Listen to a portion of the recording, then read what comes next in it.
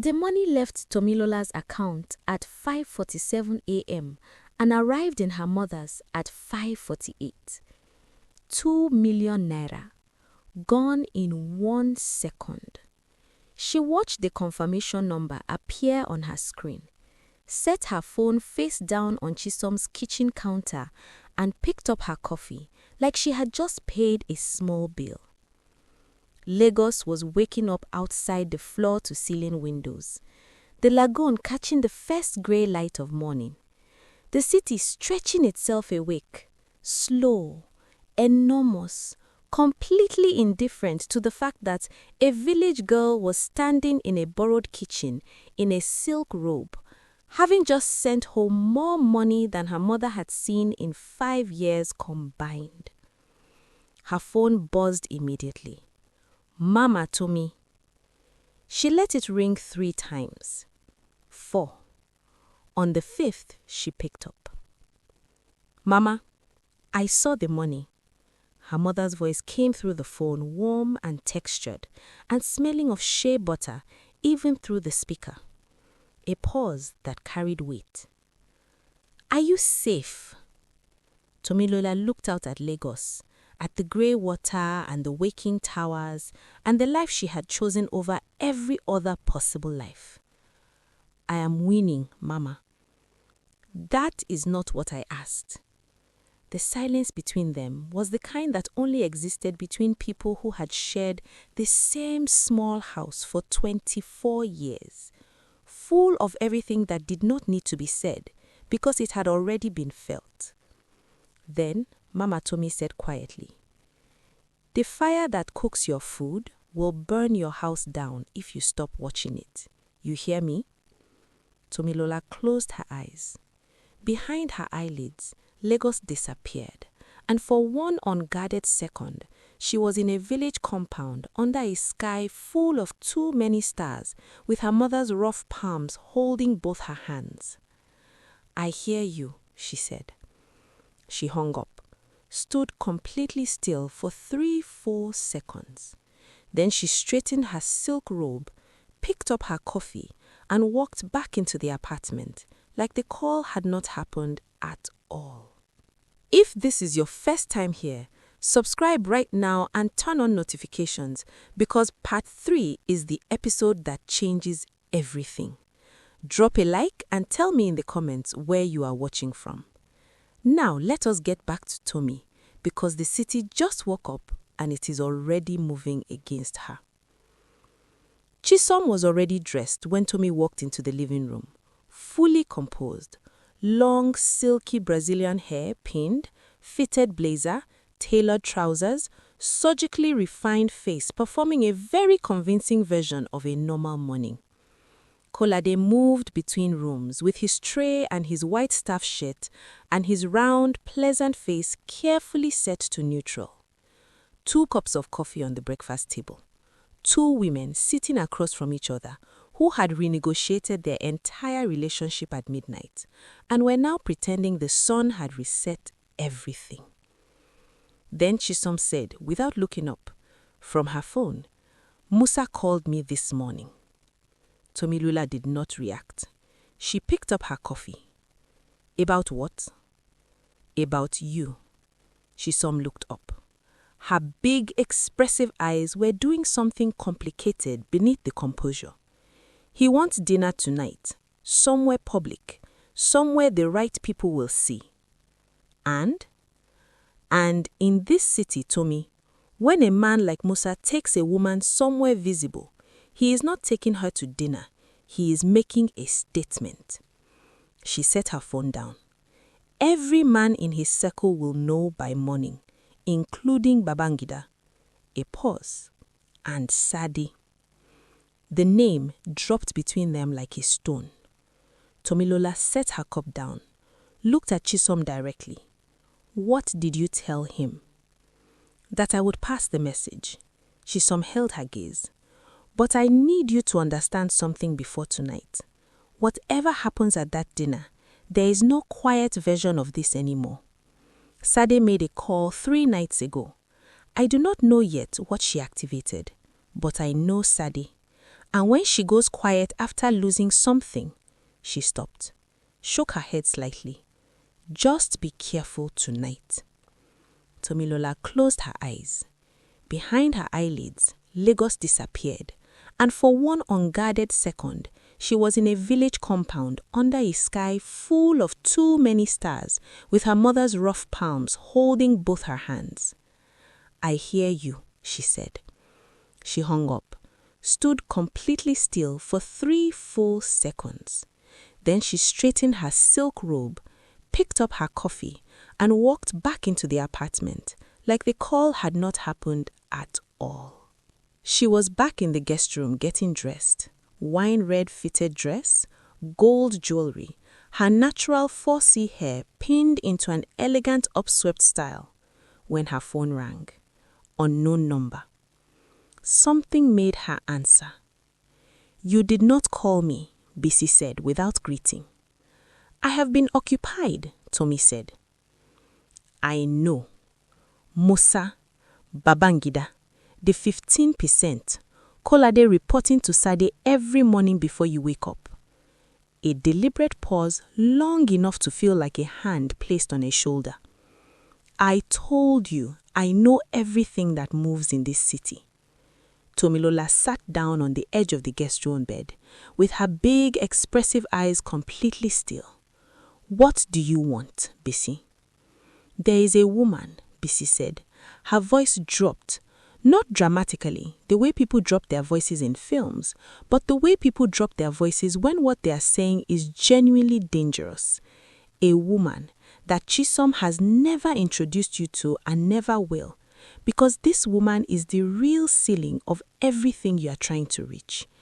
Everything Chisom has built, everything Sade was positioning herself for, every man at that yacht party, all of it flows through this one woman. A breath. Her name is Madam Remi, and she already knows yours. The line went dead. Tomilola sat on the edge of the bed with her phone in her hand and the wine-red fitted dress on her body, and the Lagos morning pressing through the curtains. And for the first time since the car crossed into the city, she felt the specific texture of being inside a game that started before she arrived. She had been so focused on learning Lagos that she had not considered the possibility that Lagos had been learning her first. She stood up, checked her reflection in the mirror, adjusted one gold earring, then picked up her clutch and walked out the door like she had never sat down before. The restaurant had no sign outside, the kind of place that relied entirely on the assumption that if you needed to find it, you already knew where it was. Tomilola arrived in a car Musa had sent, not a driver she recognized, not a route she could have predicted, and stepped out into the evening air feeling the particular alertness of someone who has decided to be completely present. Musa was already there. He stood when she entered and the restaurant noticed, not loudly, but in the collective quiet way of rooms that contain people who are paid to notice things. He held her chair. He ordered without the menu. And then he looked at her the way he had looked at her on the yacht. Not the way men usually looked at Tomilola, which was hunger poorly disguised as admiration, but with the focused, patient attention of a man who was genuinely interested in what was happening behind her face. Sade called me this morning, he said, halfway through the first course. Tomilola did not move, did not blink differently, did not adjust the position of her hands. What did she say? That you are the most dangerous woman to enter Lagos in a decade. His intense dark eyes were steady on her face. That everyone around you ends up with less than they started with. That I should cancel tonight and not look back. And yet, Tommy said, and yet, he reached across the table and covered her hand with his, warm, deliberate, his thumb moving slowly over her knuckles, the same knuckles he had pressed his lips to on the yacht deck, with the Lagos lagoon spreading dark behind them. I have spent 20 years being careful, Tomilola. Careful with money, careful with people, careful with everything. He looked at her hand under his. A man gets tired of careful. She looked at him, at the silver temples and the sharp angular face and the intense dark eyes that found her across a crowded yacht and not looked back since. And she felt something she had been disciplining herself not to feel since she walked into this city. Something that had nothing to do with Chisom's commission structure, or Sade's phone calls, or Madam Remi's envelope. Something that was just hers. Musa, she said quietly.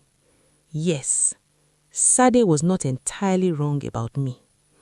He was quiet for a moment. Then he stood slightly from his seat and leant across the table and kissed her, slow and deliberate, his hand coming up to cup her jaw, his intense dark eyes closing for the first time she had known him. The restaurant continued around them. Lagos continued outside. The world kept its indifferent business. When he pulled back, he looked at her with those eyes open again and said, "I know, that is exactly why I am sitting here." Chisom's phone rang at 9:47 p.m. She was alone in the living room, long, silky Brazilian hair loose around her shoulders, silk robe, face bare, a glass of wine she had not touched sitting on the coffee table in front of her. She had been sitting in the dark for 40 minutes, watching Lagos through the floor-to-ceiling windows and trying not to think about the fact that Tomilola was somewhere in this city right now, having dinner with Alhaji Musa in a restaurant that people would talk about tomorrow morning.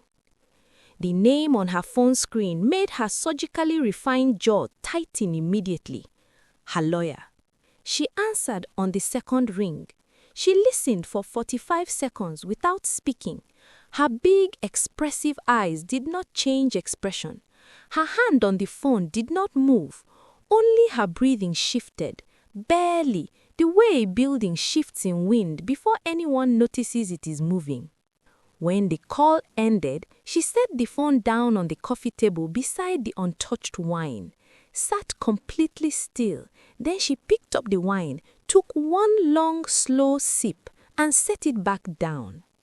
Someone had filed a formal complaint against her oppression. Names, account numbers, commission structures laid out with the surgical precision of someone who had been inside the house, watching every transaction for months.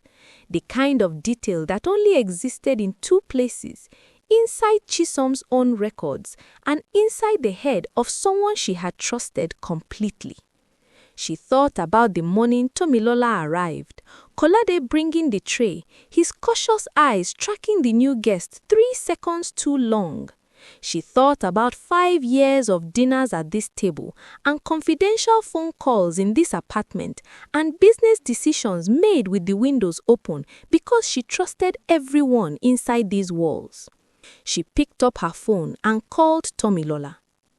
Tommy was in the car on the way back from dinner, Musa's hand warm around hers in the back seat, Lagos sliding past the windows in its usual indifferent blaze when her phone lit up.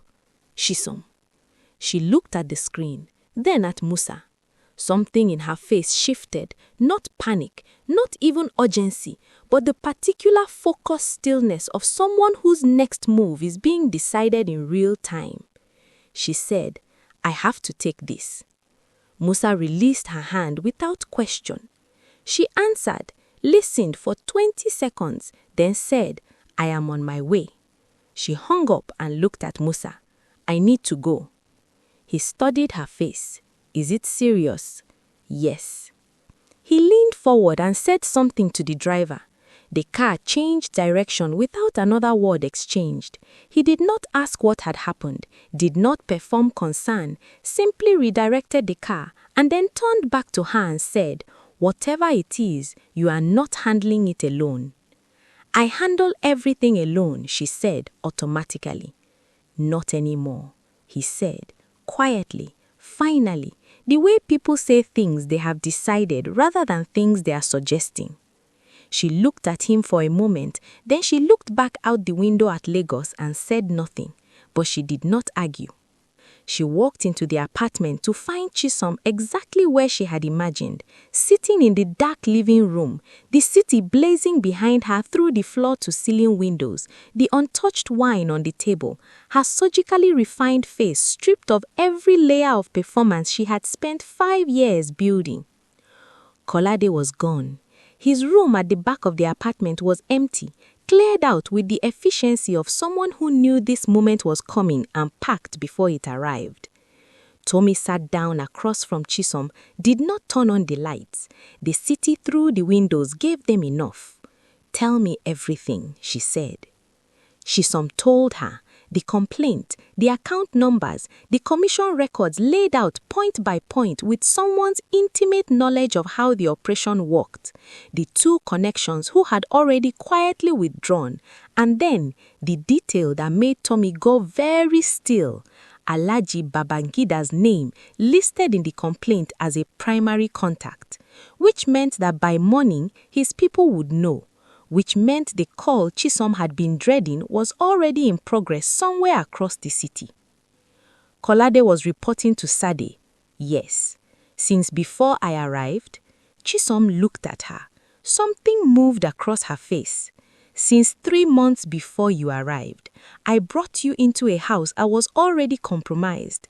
Her big, expressive eyes were steady and completely honest in the way that people become honest when there is nothing left to protect.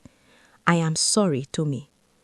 Tomi looked at her for a long moment, then she said, "How much do you have liquid right now? Cash, accessible, not in the flagged accounts." Chisom blinked. Why? How much? Maybe 12 million, possibly 15 if I move fast enough. Move it tonight, all of it, different accounts, nothing connected to the operation. Tomi stood up. I know someone who can help with the legal side. Give me until morning. Chisom stared up at her. You have been in Lagos for 2 weeks.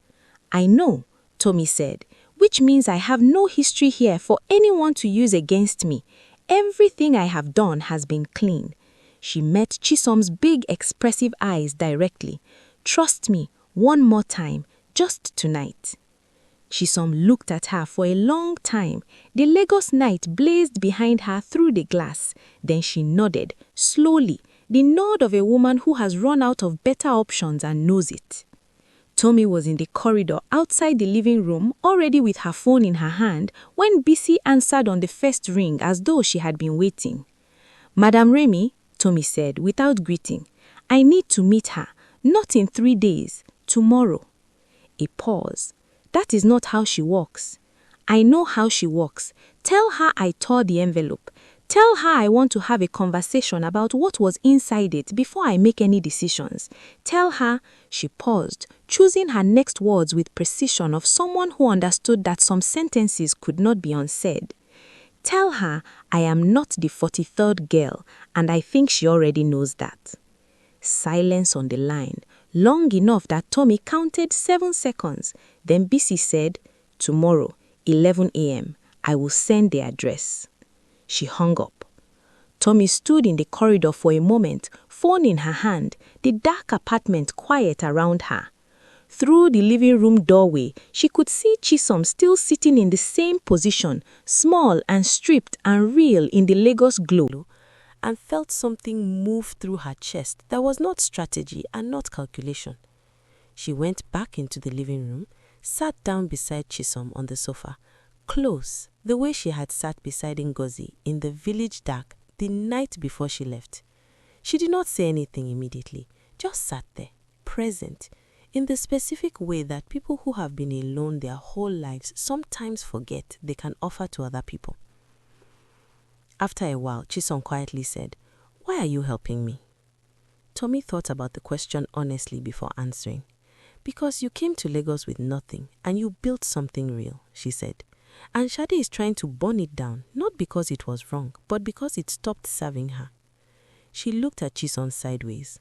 "I do not help people who do not deserve it, but I also do not watch people burn for things they do not deserve." Chisom was quiet for a long moment. Then, "What did you do with the envelope?" Tomi looked at her. "I tore it." Chisom's big, expressive eyes went very wide. Tommy, do you understand what you... Yes. Madam Remi does not offer twice. If you toy it without opening it, she will want to know why. She will want to meet you. She will... I know, Tommy said. I already called Bisi. Tomorrow at 11. The silence that followed was the loudest thing that had happened since the lawyer's phone call. Chisom stared at her with something that went past surprise into something closer to awe. The expression of a woman who had thought she understood the person sitting beside her and had just discovered she had only seen the surface. You tore the envelope, Chisom said slowly, and then you used it to get a meeting. Yes. You used the thing you walked away from as a door. Everything in Lagos can be a door, Tommy said simply, if you know how to hold it. Chisom looked at her for one more long second. Then she laughed. That same sudden, real laugh that kept escaping her at the worst possible moments, and pressed both hands over her mouth to contain it. Her big, expressive eyes above her hands were wet and shining in the Lagos glow. Tommy smiled, just slightly, just enough. Across the city, in her own apartment, Sade was not sleeping. She sat at her window in her fitted burgundy dress. She had not changed since the confrontation outside Chisom's building, had come directly home and sat at this window and stayed, with her phone in her lap and her sharp calculating eyes open in the Lagos dark. The complaint had been filed. Kolade had delivered.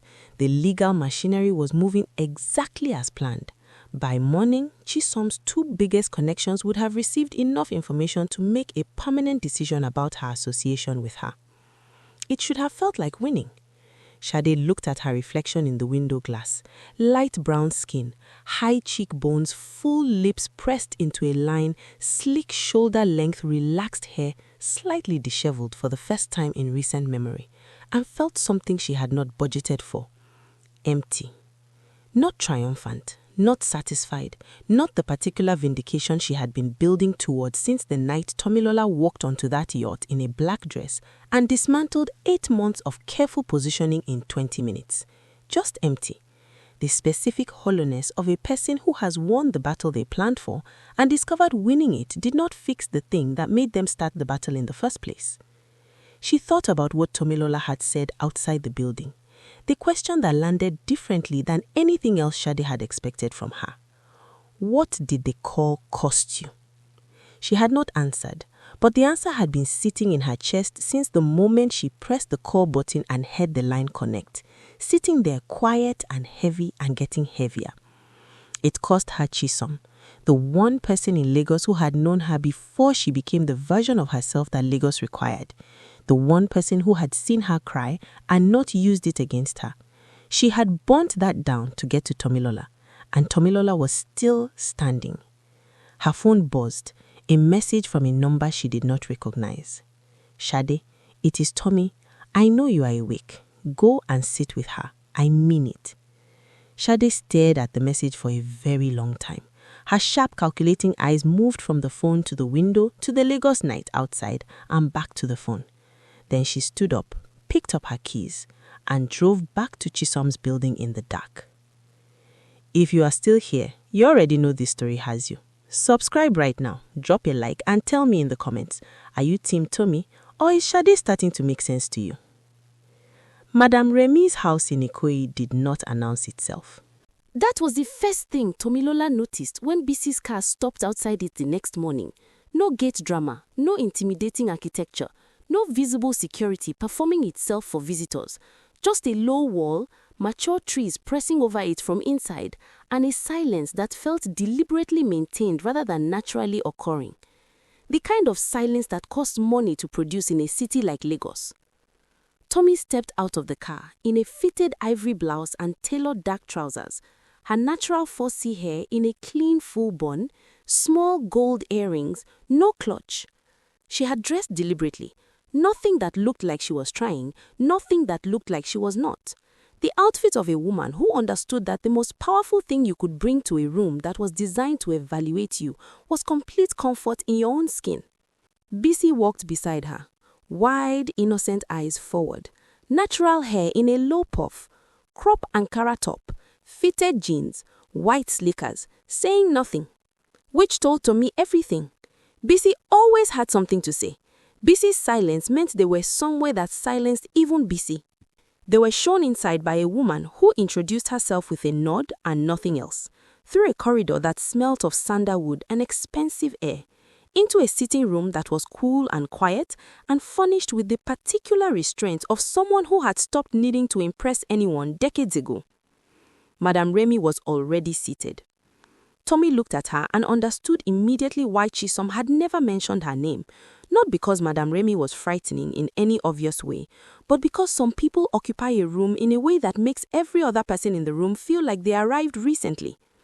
Madam Remi looked like she had been in this room since before the building existed, like the building had simply grown around her.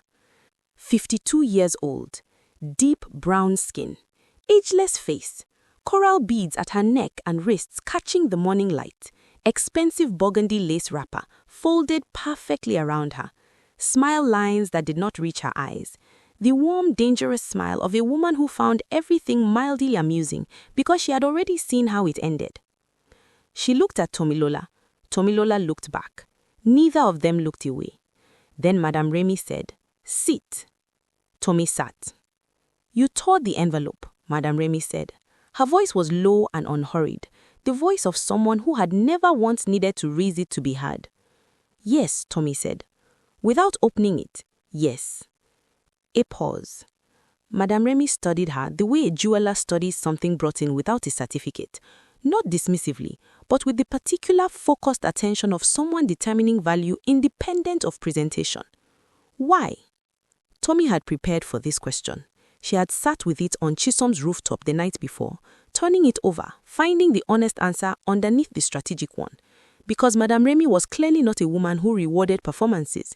She was a woman who had seen every performance and was only still paying attention to the ones that accidentally told the truth. "Because," Tony said, "because I wanted to know if I could walk away from something I could not see the contents of, something that might have been everything I came here for." She held Madam Remi's eyes. "I needed to know if Lagos had already changed what I would do when I could not see the consequences clearly, and I needed to find out before someone else found out for me." The sitting room was very quiet. Madam Remi looked at her for a long moment. Then she said, "And what did you find out?" Tomi said, "That I am myself, mostly." The smile lines deepened slightly. Not the warm, dangerous smile, something smaller and more genuine. "Mostly," Madam Remi repeated. She reached beside her chair and placed a second envelope on the low table between them, identical to the first, small, white, sitting there like a question. She said simply, "The first envelope was a test. This one is the real conversation." Tomi looked at the envelope, then at Madam Remi. "What is inside it?" Madam Remi said, "An invitation, not to a ritual, not to a sacrifice, not to whatever Chisom told you it was." Her warm, dangerous eyes were completely steady. "An invitation to a circle, a group of women in this city who have decided that the way power has always worked in Lagos, men holding it, women competing for proximity to it, is finished." She paused. "We are building something different, quietly, permanently, and we are very particular about who we build it with." Tomi said nothing.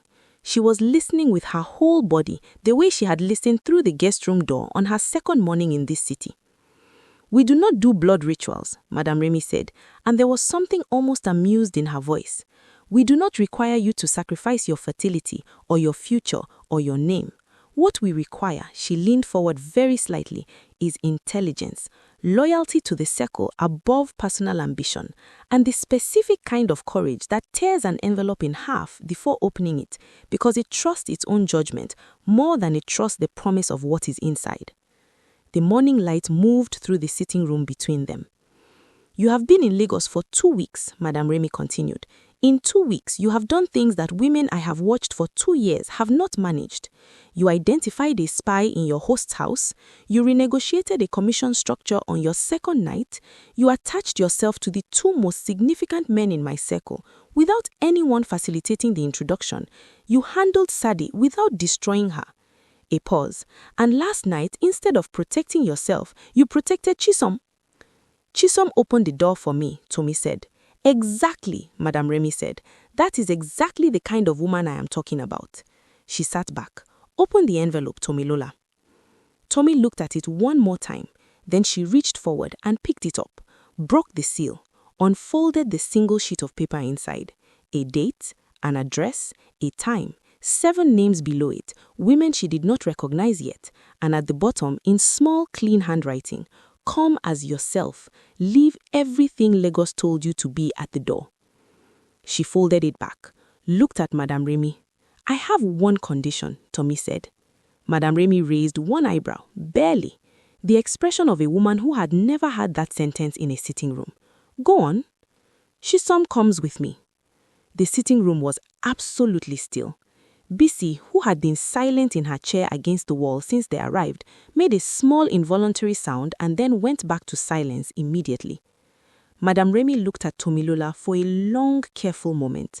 Something moved across her ageless face, assessment, recalculation, and then something that settled into what looked like quiet satisfaction. "You have been in Lagos for 2 weeks, she said again, but this time she said it differently, not as a fact, as something closer to a verdict. "Yes," Tommy said, "and you are already negotiating entry terms for someone else." She built something real with nothing, and she's being dismantled for it by someone who could not build the same thing themselves. That is not how the circle you are describing should work. Madam Remi was quiet for a long time. The coral beads at her wrist caught the light as her hand moved slightly. Then she said, "Bring her." Tomilola did not go back to Chisom's apartment immediately. She sat in the back of Bisi's car outside Madam Remi's house in Ikoyi and looked at the low wall and the mature trees and the maintained silence and felt the particular quality of a moment that would divide her life into before and after. Her phone showed 3 notifications. One from Musa. "Thinking about last night. Dinner was not enough. When can I see you again?" One from Ngozi. "Called you twice. Are you okay?" One from a number she did not have saved that she knew immediately was Sade. "I went back. We talked till 4 a.m. Thank you. I do not know why I am thanking you, but I am." She read all 3, responded to none of them immediately. She set the phone in her lap and looked out at the Ikoyi morning. Quieter here than Victoria Island, the streets wider and tree-lined and moving at a different pace, like this part of Lagos had decided long ago that urgency was for people who did not yet have what they were looking for. She thought about the village, about the market dust and the cracked mirror and her own face reflected in it. About the basin of tomatoes she had slapped out of a vendor's hand on the morning that already felt like it belonged to a different woman. About Mama Tommy's rough palms and Ngozi's red eyes at the gate and the star-filled sky above the compound on the last night she would ever sleep in the only home she had known. She had come here to shine. That was the word she had used. Shine. The thing she had watched Chisom have from a borrowed phone screen and decided was hers by right. And she had it now, or the beginning of it. The door was open and the circle was waiting, and Alhaji Musa was texting her from somewhere across this city, thinking about the night before. But sitting in this car, outside this quiet house, Tommy understood something she could not have understood in the village, no matter how smart she was.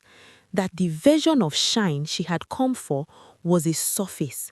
What Madam Remi was offering was the thing underneath the surface, the structural thing, the thing that did not depend on who was watching, or who was jealous, or whose commission you were negotiating, or whose man crossed the room to find you at a party. The thing that just was, whether anyone was looking or not. She picked up her phone, called Chisom. "Get dressed," she said when Chisom answered, voice still rough from the long night. "Not for a party, not for a man. Dress like yourself. I will be there in 20 minutes. "Chisom, trust me one more time," she said. "Just one more time." She hung up. Then she finally typed back to Ngozi, "I am okay. I am more than okay. I will tell you everything when I see you. I am coming home for a visit soon. I promise. She put the phone away, looked out at the Ikoyi trees one last time. Then she told Bisi, "Take me back." That evening, Tomilola stood on Chisom's rooftop terrace alone. Lagos spread in every direction below her and around her. Lights and water and the endless ambitious noise of a city that had been becoming itself since before she was born and will keep becoming itself long after she was gone. The sky above it was deep purple, fading to black at the edges, the first stars appearing the way they always appeared over Lagos, reluctantly, outnumbered by the city's own light. She had no envelope in her hand this time. She had her phone. She had Madam Remi's address on a folded piece of paper in her trouser pocket. She had Chisom inside the apartment behind her, finally sleeping properly for the first time in days. She had Musa's unanswered message. She had Imnozi's voice still warm in her ear from the call she had finally made on the drive back. And this, the specific feeling of standing above a city that had tried to reshape her and finding that the essential thing, the irreducible thing, the part of her that stood in a village compound under too many stars and decided she was made for more, that part was still intact. Not untouched, Lagos had touched everything, but intact. She looked out at the lights for a long time. Then she said quietly, to no one, and to herself, and to every version of herself that had led to this rooftop, "I see you, Lagos, and you see me, and we are not finished with each other yet." She straightened, turned around, walked back inside. Whatever part 4 was going to ask of her, she was ready. That is part 3 done, and the story just became something else entirely. If this episode moved you, hit the like button right now because this one took everything to write. Subscribe and turn on notifications because part 4 is where Madam Remi Seko meets Musa's world and Sade makes a choice nobody is expecting. Drop a comment below and tell me, did Tommy make the right call bringing Chisom into the circle? Is Musa the real thing or the most dangerous trap in the story? And where in the world are you watching this from? Drop your city, your country, your state. Let us see how far Tomilola's story has traveled. See you in part 4.